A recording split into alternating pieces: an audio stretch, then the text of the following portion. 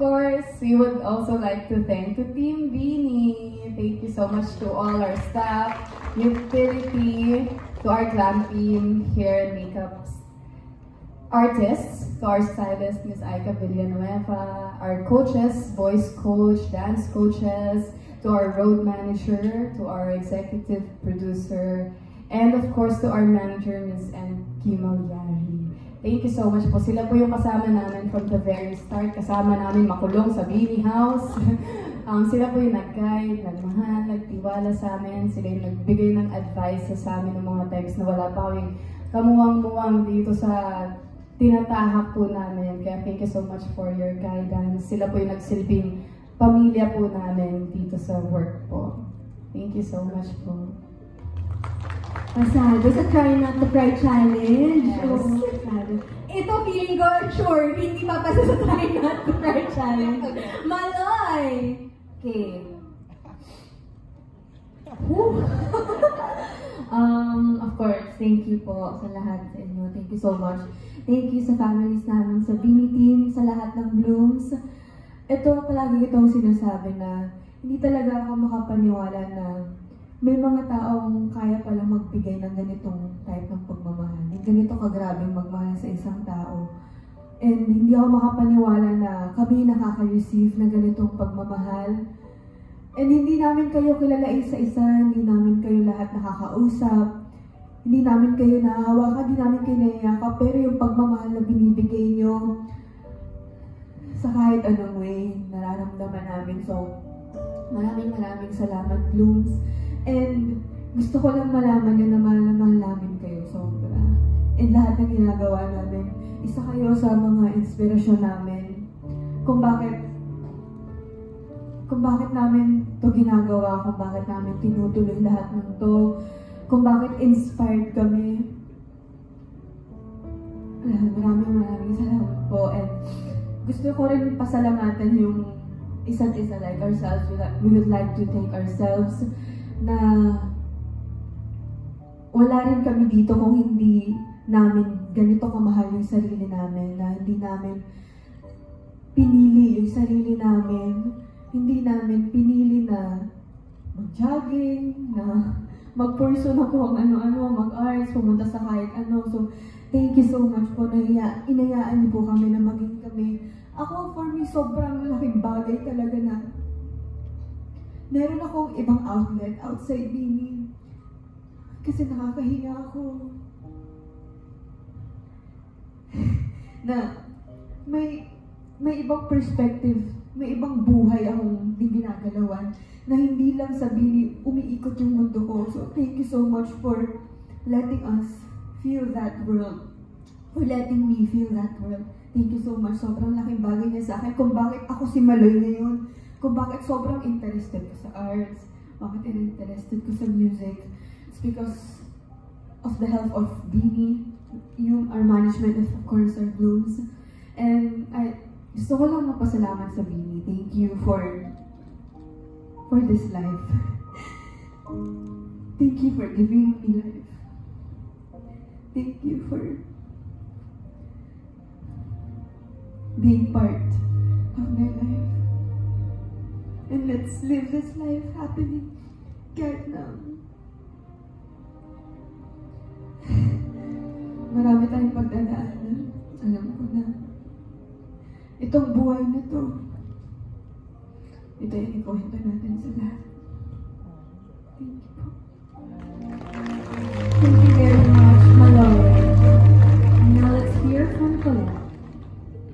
Pwede pong papatay ng music. Pwede ko tayo iyak. Parang yun ba yung nakakapagpaiyak? Siguro gagawin ko lang itong short para astig tayo. Kasi ako maiyak din ako. Gusto ko lang ulit i-share yung sinabi ni Joanna. Dito kami first na ano ang tawag dyan? Evaluation. Tapos, yung nakita nyo online, yun yung video na yun. Tapos parang sabi talaga, parang hindi talaga pwede ito mga So, sure na pa tayo na ito talaga yung grupo na ito. So, bigyan niyo pa ng chance na mag-training pa. So, Thank you so much po, Direk, sa pag-push.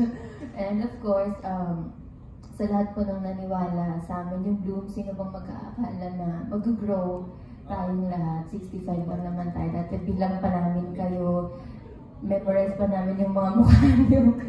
Ngayon, blur na lahat. Hindi na namin kayo mukhaan. Thank you so much po sa support na binibigay niyo po sa amin.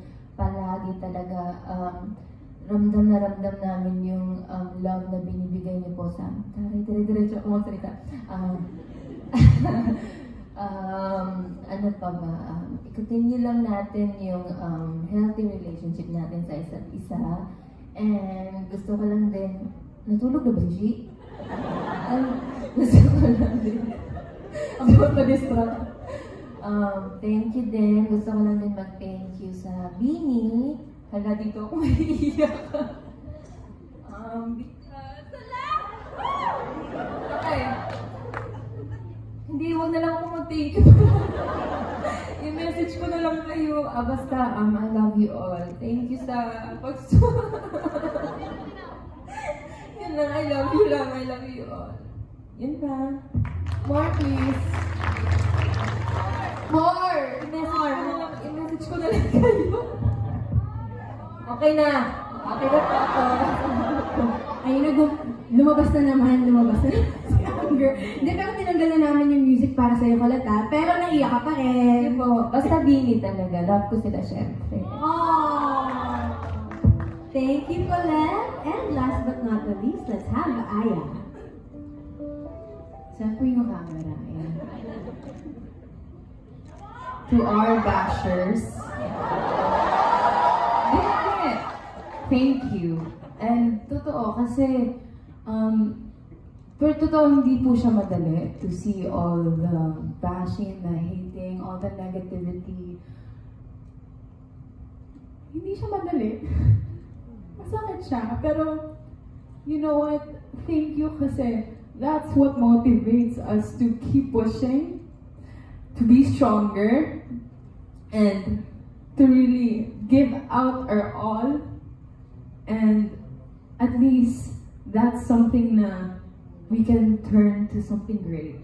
And minsan man nakaka-test talaga siya na super and masakit siya, pero it also allows us to look at all the brighter things in life and the many things that we could be grateful for. And thank you kasi yun, sa mga bashers, ang sakit niyo magsalita, pero thank you pa rin, pero kayo pa baka mapasya ko nito sa Twitter. Hindi, ayun, kasi because of it, parang mas lalo ako tuloy na nagkaka-purpose kung bakit it's always nice to be loving kasi ang daming hate, ang daming negativity. So parang you get to see all of it and it makes you have that purpose to keep doing good because people need that love. People need that kindness, and us being here, being walo, being complete as eight, it shows how strong we are together kasi ang daming yung pinagdaanan na hindi namin sinasabi, hindi namin pinapakita, maybe siguro minsan umaapaw na at nakikita, pero mas marami pang hindi namin pinapakita na mas masakit pa. But we are strong. And ang strong namin kasi nag-renew pa kami.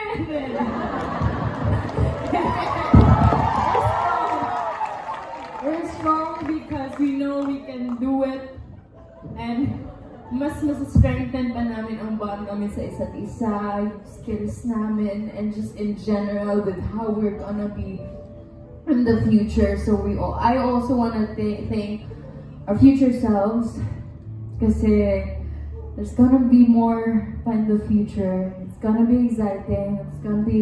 There's gonna be a lot of ups and downs, but at least we are all complete, and it's either walo or wala. Yun po. Maganda, walo o wala. Maraming salamat sa ating walo for those beautiful and heartfelt messages. Kitang-kita naman natin dun sa messages nila, di ba? We see them with their record-breaking achievements and all, but underneath all that, you know, they are human, they are very strong and beautiful women. May mga pinagdaraanan din, pero lumalaban dahil mahal nila ang kanilang ginagawa at mahal nila kayong lahat. At marami talagang nagmamahal sa Beanie. Aside from the fans na nandito, we'd also like to acknowledge the presence of some more of our VIPs here. First up, our head of ABS-CBN Digital, Sir Jamie Lopez, is here to support also our girls. Hi, Sir Jamie.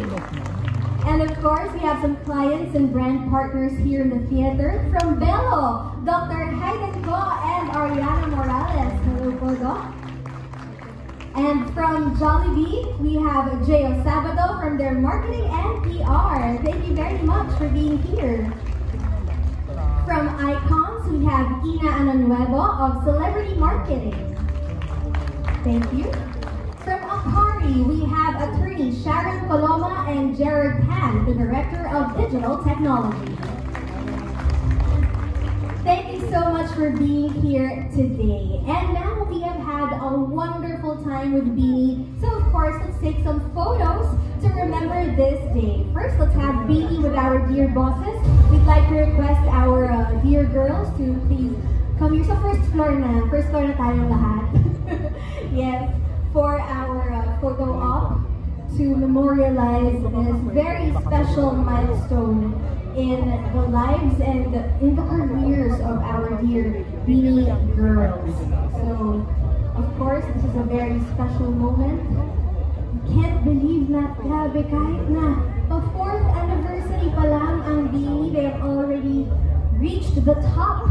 They have been achieving so many milestones in their careers. They've been breaking so many records. And now we see Beanie continuing on with their greetings and their heartfelt hugs with our dear management. So now we are just going to take photos of Beanie and of course our Kapamilya bosses for this very, very special moment. And what a nostalgic scene this is. As they have said, you know, dito talaga nag-start ang kanilang pag-evaluate. Of course, we are here inside the ABS-CBN studios where it all started. So mga kapamilya and blooms na nanonood, please don't forget to keep on using our official hashtag, #BeanieKapamilya hanggang dulo. And keep on sharing our live streams, keep on tweeting, posting, commenting, and trending para sa Beanie. At syempre, hindi pwedeng walang photo op with our blooms na graduate from Beanie University here inside the theater. So deserve nyo ang picture with Beanie. So let's do it!